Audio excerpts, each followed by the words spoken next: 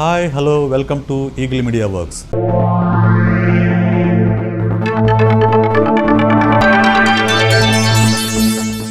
నేను మీ విశేష్, మీ సైకాలజిస్ట్ని. ఎగ్జామినేషన్ రోజు, ఎగ్జామినేషన్ ముందు రోజు, ఎగ్జామినేషన్ హాల్లో విద్యార్థులు ఎలా ఉండాలి, ఎలా ఉంటే వాళ్ళు పరీక్షల్లో బాగా రాయగలరు, ఎలా ఉంటే వాళ్ళు బాగా పెర్ఫామ్ చేయగలరు అనే విషయాల్ని ఇప్పుడు చర్చించుకుందాం. ఎగ్జామినేషన్ ముందు రోజు మనము రేపటి ఎగ్జామ్కి ప్రిపేర్ అవుతుంటాం. చాలామంది చేసే పని ఏంటంటే అప్పటి వరకు ఏడాది పొడవునా నేర్చుకునే విషయాల్ని కూడా అప్పుడు నేర్చుకోవాలని ప్రయత్నం చేస్తుంటారు. ఆ చేసే క్రమంలో ఎక్కువ సమయాన్ని ఆ సబ్జెక్ట్ మీద లేకుంటే ఆ టాపిక్ మీద వృధా చేస్తుంటారు. అలా కాకుండా మీరు ఎగ్జామినేషన్ ముందు రోజు సమయాన్ని మొత్తాన్ని కూడా ఓవరాల్గా అన్ని పాఠ్యాంశాలని రివిజన్ చేయడానికి మాత్రమే ఉపయోగించండి. కొత్తగా నేర్చుకోవడానికి ప్రయత్నం చేయవద్దు. ఎందుకంటే కొత్తగా నేర్చుకుంటే అది ఎక్కువ సమయాన్ని తీసుకుంటుంది, అది గుర్తురావడం కూడా చాలా కష్టం. ఏడాది పొడవునా మీరు పడిన శ్రమను వృధా చేస్తుంది. కాబట్టి ఆ ప్రయత్నాన్ని మానుకోండి. ఏడాది పొడవునా నేర్చుకునే విషయాల్ని పునశ్చరణ కోసం మాత్రమే ఎగ్జామినేషన్ ముందు రోజు సమయాన్ని ఉపయోగించుకోండి. ఇక ఎగ్జామ్ రోజు మనం చాలామందిని చూస్తూ ఉంటాం. ఎగ్జామ్ రోజు కూడా బుక్స్ ముందేసుకొని చదువుతూ ఉంటారు. ఎగ్జామినేషన్ హాల్కి వెళ్ళే ముందు కూడా బుక్స్ ముందేసుకొని చదువుతూ ఉంటారు. ఎగ్జామినేషన్ హాల్కి వెళ్ళేటప్పుడు కూడా బుక్స్ అక్కడ పడేసి టకటకా లోపలికి వెళ్తూ ఉంటారు. అది చాలామంది చేసే పొరపాటు. ఎందుకు అనంటే మనము క్లాస్ రూమ్లో సంవత్సరం పొడవునా కూర్చొని నిష్ణాతులైన ఉపాధ్యాయులు, లెక్చరర్లు చెప్పే పాఠ్యాంశాలను విని, చదివి, అర్థం చేసుకొని, నేర్చుకొని, అనేక పరీక్షలు రాసి మార్కులు తెచ్చుకొని ఉంటాం. అవన్నీ మన లాంగ్ టర్మ్ మెమరీలో స్టోర్ అయి ఉంటాయి, మన జ్ఞాపక దీనిలో ఉంటాయి అవన్నీ కూడా.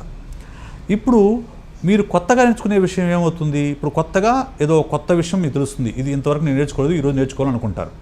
అప్పుడు ఏమవుతుందంటే మీరు దాని మీద టైం స్పెండ్ చేస్తారు. టైం వృధా ఒకటి, నేర్చుకుంటారు. ఓకే, నేర్చుకున్నప్పుడు ఏమవుతుంది?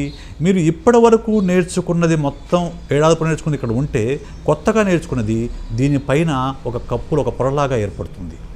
అప్పుడు మీరు ఎగ్జామినేషన్ హాల్లోకి వెళ్తే మీకు ఏ సబ్జెక్ట్ చూసినా కానీ, ఏ క్వశ్చన్ చూసినా కానీ ఈ కొత్తగా నేర్చుకున్న సమాధానం మాత్రమే గుర్తొస్తూ ఉంటుంది. ఇప్పుడు చెప్పండి, ఏది ఇంపార్టెంటు? కొత్తగా నేర్చుకోవడం ఇంపార్టెంటా, పాతదాన్ని పునశ్చరణ చేసుకోవడం ఇంపార్టెంటా? కొత్తగా నేర్చుకోవడం తీసుకుంటే మీకు ఏ ప్రశ్న చూసినా అదే గుర్తొస్తూ ఉంటుంది. అప్పుడేమవుతుంది?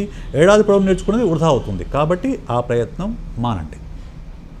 ఎగ్జామినేషన్ ముందు ఆ రోజు లైట్ ఫుడ్ తీసుకోండి, హ్యాపీగా ఉండండి, మీకు నచ్చిన మంచి సంగీతం వినండి, సంతోషంగా ఉండండి. ఎందుకంటే సంతోషంగా ఉన్నప్పుడు మీ మెదడు చురుగ్గా పనిచేస్తుంది. టెన్షన్స్ పెట్టుకోవద్దు. ఎందుకంటే ఈరోజు కొత్తగా నేర్చుకున్న విషయాలను ఏదో రాలేందువల్ల వచ్చే నష్టమే లేదు. ఎగ్జామినేషన్ హాల్లో ఏ ప్రశ్న వస్తుందో మనకు తెలియదు, మనం ఎక్స్పెక్ట్ చేయలేము. కాబట్టి మీకున్న జ్ఞాపకం మీద నమ్మకం పెట్టుకొని సంతోషంగా హాల్లోకి వెళ్ళండి. ఎగ్జామినేషన్ హాల్లో ఏం చేయాలి? చాలామంది మనం చూస్తుంటాం, ఎగ్జామినేషను 10 o'clock కంటే మనం టీవీల్లో ఆ టైం చూస్తూ ఉంటాం. 1 నిమిషం లేట్ అయితే ఎగ్జామినేషన్ హాల్లో వాళ్ళు అనుమతి ఇవ్వరు. వీళ్ళు 1 నిమిషం లేట్ తర్వాత వెళ్తారు. అది ఎగ్జామినేషను అంత ఇంపార్టెంట్ అయినప్పుడు మీరు ఒక అరగంట ముందే అక్కడ ఉండొచ్చు కదా.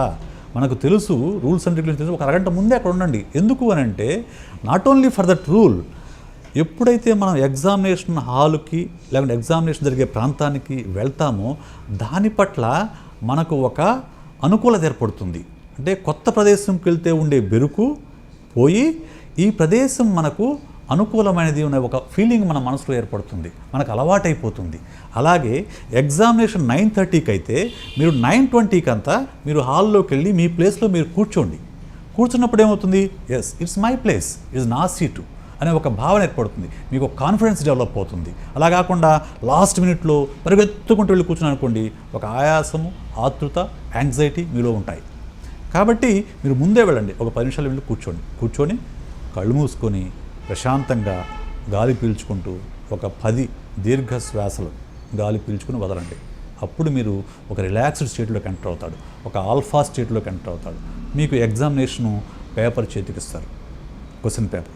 చాలామంది విద్యార్థులు చేసే పని ఏంటంటే క్వశ్చన్ పేపర్ చూడగానే తమకు నచ్చిన ప్రశ్న కనపడంగానే దానికి సమాధానం రాసుకుంటూ వెళ్ళిపోతారు. దాని సమయాన్ని ఏమాత్రం పట్టించుకోరు. చివరికి వచ్చేసరికి అది సమయాభావానికి కారణమవుతుంది, టైం లేకపోవడానికి కారణమవుతుంది. కాబట్టి మీరు క్వశ్చన్ పేపర్ మీకు ఇచ్చినప్పుడు క్వశ్చన్ పేపర్ ఫస్ట్ నుంచి లాస్ట్ వరకు చూడండి. ఏ ప్రశ్నలు మీకు వచ్చు, ఏవి బాగా వచ్చు, ఏవి ఒక మోస్తరుగా వచ్చు, ఏవి రావు చూడండి. దేనికి ఎలా ఆన్సర్ చేయాలో ఒక ప్లాన్ చేసుకోండి. It takes only 5 minutes time. ఏది ఆన్సర్ చేయాలో మార్క్ చేసుకోండి.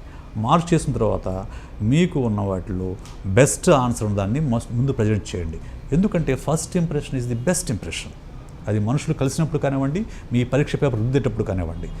మీ పరీక్ష పేపర్ మీరు రాసే సమాధానం అనేది మీ సామర్థ్యానికి, మీ నాలెడ్జ్కి, మీ ఇంటెలిజెన్స్కి రిప్రజెంటేటివ్.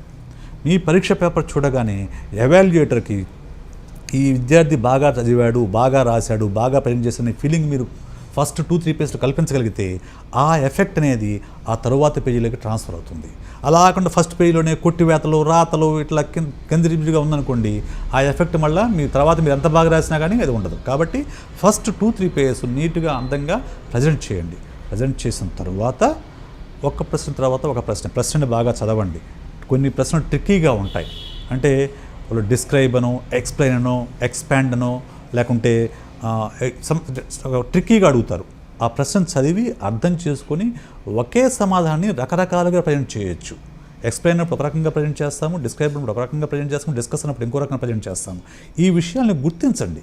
గుర్తించి దానికి తగ్గట్టుగా మీ ప్రజెంటేషన్ ఉండేలాగా చూసుకోండి. ఆ తరువాత మీకు ఏదైనా సమాధానం రాదు, ఒక ప్రశ్నకు సమాధానం రాదు, దాని గురించి ఆలోచిస్తూ మీ సమయాన్ని వృధా చేసుకోవద్దు. నెక్స్ట్ దానికి వెళ్ళిపోండి. ఎందుకంటే ఒక అంశం మనకు గుర్తుకు రానప్పుడు దాని మీద ఎక్కువ ఆలోచిస్తూ ఉంటే ఇంకా మనలో టెన్షన్ పెరుగుతుంది, యాంగ్జైటీ పెరుగుతుంది, సమయం వృధా అవుతుంది. అది తర్వాత మళ్ళీ ఎఫెక్ట్ చూపిస్తుంది. అలా కాకుండా ఏదైనా రాలేదు వదిలేసేయండి, వదిలేసి నెక్స్ట్ దానికి వెళ్ళిపోండి. ఇది మళ్ళీ తర్వాత మీకు గుర్తు వస్తుంది మీరు ఎగ్జామినేషన్ రాయబోయే టైంకి, చివరి టైంకి. అలాగా మీరు ఎగ్జామినేషన్ హాల్లో కూర్చున్నప్పుడు రాయండి. రైటింగ్ నీట్గా ఉండేలాగా చూసుకోండి, అర్థమయ్యేలాగా చూసుకోండి. ఇంకా మీరు కనుక ఆసక్తి ఉంటే ఒక హైలైటర్ తీసుకెళ్ళండి. మీరు రాసిన సమాధాన పత్రంలో ఇంపార్టెంట్ పాయింట్స్ని హైలైటర్తో నీట్గా హైలైట్ చేయండి.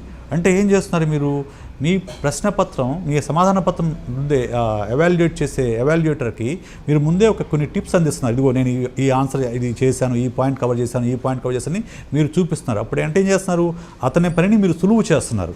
సో మీ మీద ఒక మంచి ఇంప్రెషన్ ఏర్పడి మీకు మంచి మార్కులు పడే అవకాశం ఉంటుంది. అలాగే ఎగ్జామినేషను 2.5 hours లేకుంటే 3 hours అయినప్పుడు లాస్ట్ 10-15 నిమిషాలని అలా అట్టి పెట్టుకోండి. మీరు ఉదయం ఫస్ట్లో 5 minutes ప్లాన్ చేసినప్పుడు 3 hours టైట్గా ప్లాన్ చేసుకోవద్దు. ఒక 10-15 నిమిషాలని అట్టి పెట్టుకోండి. ఎందుకనంటే ఆ 10-15 నిమిషాలు ముందుగా మీరు కనుక మొత్తం ఆన్సర్స్ని మీకు వచ్చినంత వరకు కనుక మీరు క్లోజ్ చేయగలిగితే ఆ 15 నిమిషాలను రివ్యూకి ఉపయోగపడుతుంది. అంటే మీరు అప్పటి వరకు రాసిందని ఒకసారి ఫస్ట్ నుంచి చూసుకుంటే ఎక్కడైనా తప్పులు ఉన్నాయా, ఎక్కడైనా ఏమైనా మిస్టేక్స్ ఉన్నాయా, ఏమైనా వదిలేసామా, ఏ ప్రశ్న సమాధానం రాసామా, ఏ సమాధానాలు, ఇవన్నీ చూసుకొని ఏదైనా రాయకపోతే ఆ 10 నిమిషాల్లో మనము రాయడానికి అవకాశం ఉంటుంది. చివరిగా ఎగ్జామినేషను రాసిన తర్వాత, ఒకసారి ఎగ్జామినేషన్ రాసిన తర్వాత ఒక పేపర్ మనం సరిగా రాయలేదు, ఇంకా దాని గురించి టెన్షన్ పట్టడం మొదలవుతుంది మనకు విద్యార్థులకి. అంటే ఇది రాయలేదు టెన్షను, ఏమవుతుందో, నా రిజల్ట్స్ ఏమవుతాయో, వాట్ ఎవర్ ఇట్ ఈజ్, మీరు రాయడం అనేది అయిపోయింది. మీరు ఎంత టెన్షన్ పడినా కానీ దానిలో ఉండే సమాధానాలని మీరు మార్చలేరు. కానీ మీరు టెన్షన్ పడితే అది మర్నాడు ఉండే ఎగ్జామినేషన్ మీద ప్రభావం చూపిస్తుంది. అందుకు కాబట్టి రాసిన దాని గురించి ఆ క్షణంలోనే మర్చిపోయేసి రేపు ఏం చదవాలని దాని మీద దృష్టి పెట్టండి. రేపటికి మళ్ళీ ప్రిపేర్ అయ్యి మర్నాడు ఎగ్జామ్లో బాగా రాయడానికి ప్రయత్నం చేయండి. అలా చేసినప్పుడు మొత్తం ఎగ్జామినేషన్స్ అయిపోయిన తర్వాత మీరు అన్ని పేపర్లు తీసుకొని నాకు ఎన్ని మార్కులు వస్తాయో ఒక అసెస్మెంట్ చేసుకోండి. ముందే చేసుకుంటే మీకు టెన్షన్స్ వస్తాయి. కాబట్టి ఆ పని చేయకుండా ఎగ్జామినేషన్ అయిపోయే వరకు ఆగండి. Okay, wish you all the best. Like and subscribe Eagle Media Works.